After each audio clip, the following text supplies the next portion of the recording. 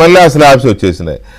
ఇది ఎవరికి అర్థం కాని పరిస్థితి ఉంది. సరే చాలామంది చెప్పేది ఏంటంటే 12 lakhs కంటే ఎబో ఉన్న వాళ్ళకి మళ్ళీ కింద నుంచి వస్తారు వాళ్ళు. 12 lakhs అనేది వైకుంఠపాలిలో పాము నోరు, అది ఆ 12 lakhs దాటితే పాము నోట్లో పడ్డట్టు అనమాట. మళ్ళీ కిందకు వస్తారు, ఇక స్లాబులు మొదలవుతాయి అని చెప్తా ఉన్నారు. ఇది మీరు ఎక్స్పర్ట్ కాబట్టి చెప్పండి, ఇదేనా సూత్రం?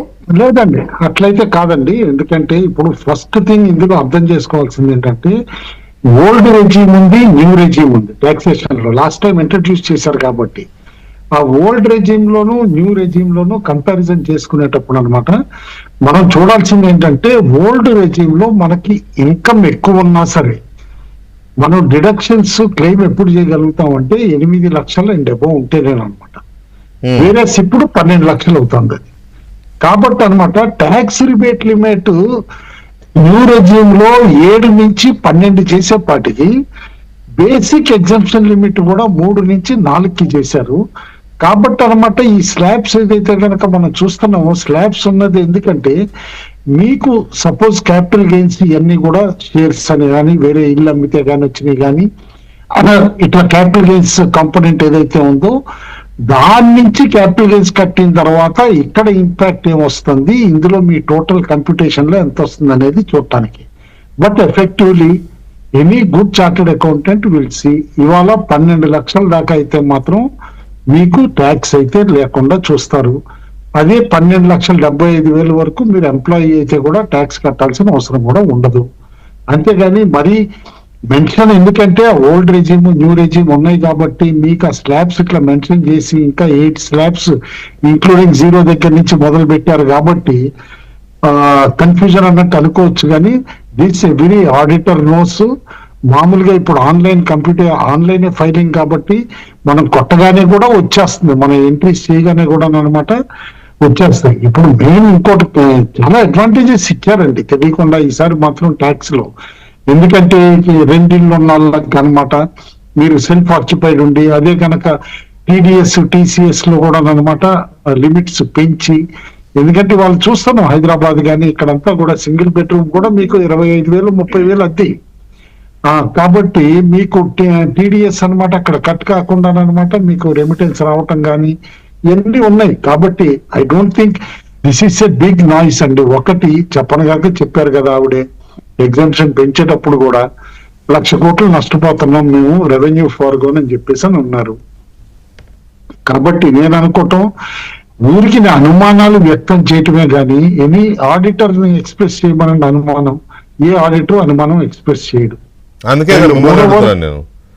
అది కాదు ఏంటి బిగ్గెస్ట్ ఇంకోటి చెప్తున్నాను, లాస్ట్ ఇయర్ మనం కేర్ఫుల్ గా చూస్తే 7.5 కోట్ల మంది ట్యాక్స్ ఫైలింగ్ చేశారండి.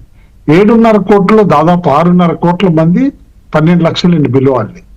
కాబట్టి ఈసారి ఆ 6.5 కోట్ల మంది అయితే ట్యాక్సులు కట్టరు కదా, అవసరం ఉండదు కదా కరెక్ట్ గా ఫైలింగ్ చేసుకుంటే.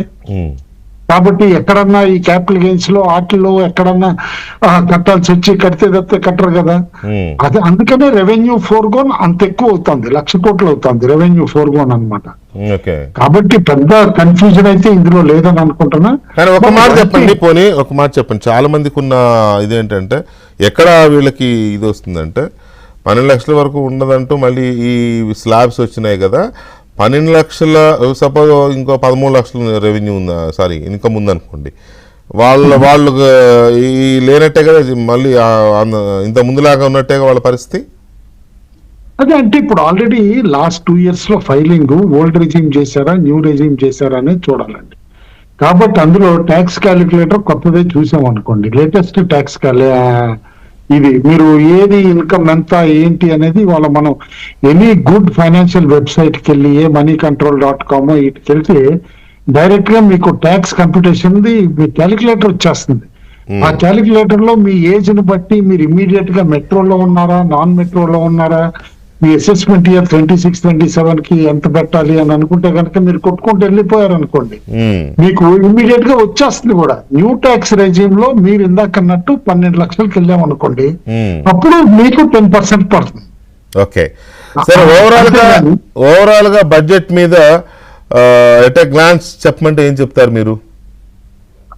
ఎట్ ఏ గ్లాన్స్ నన్ను అడిగితే కనుక లైక్ చేశానండి బడ్జెట్ ని, ఎందుకంటే మోర్ ఫర్ ట్రాన్స్పరెన్సీ, రేటింగ్ ఇవ్వమంటే 5 పారదర్శకత. రేటింగ్ ఉందనుకోండి, మీరు 3 ఇస్తారా, 4 ఇస్తారా, 5 ఇస్తారా, 2.5 ఇస్తారా?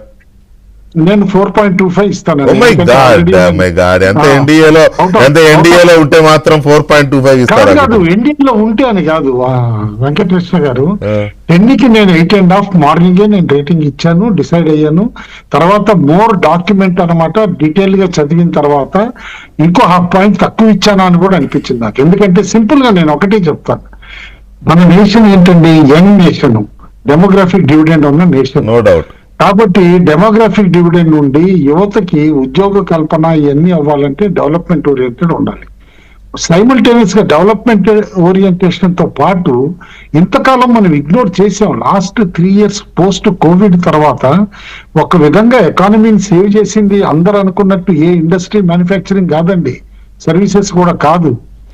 మాన్సూన్ బాగుండి, వర్షాలు బాగుండి అగ్రికల్చర్ సేవ్ చేసింది. అగ్రికల్చరే సేవ్ చేసింది. That is right.